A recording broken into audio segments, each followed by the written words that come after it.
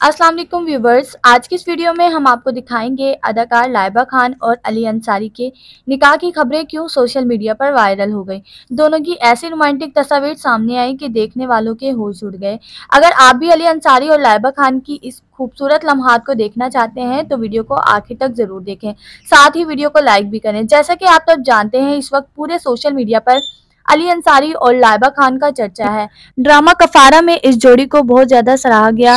इसके अलावा रमजान स्पेशल आसपास ड्रामे में इनकी केमिस्ट्री को लोगों ने बेहद पसंद किया। मदाह चाहते हैं कि ये जोड़ी दोबारा किसी प्रोजेक्ट में एक साथ नजर आए। हालिया दिनों में अली अंसारी और लाइबा खान की चंद रोमांटिक तस्वीर वायरल हुई, जिसके बाद ये अफवाहें फैलने लगी कि दोनों ने निकाह कर लिया है। मदाहों ने तस्वीर को खूब लाइक्स दिए और तबसरे भी किए, लेकिन नाजरीन यहाँ हम आपको हकीकत बताते चलें, ये तस्वीर किसी निकाह की नहीं बल्कि एक मशहूर ब्रांड।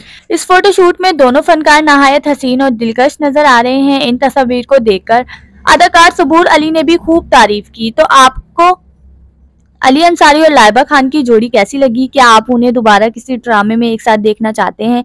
अपनी राय हमें कमेंट्स में जरूर बताइएगा। उम्मीद है आपको आज की वीडियो पसंद आई होगी। Thanks for watching. Allah Hafiz.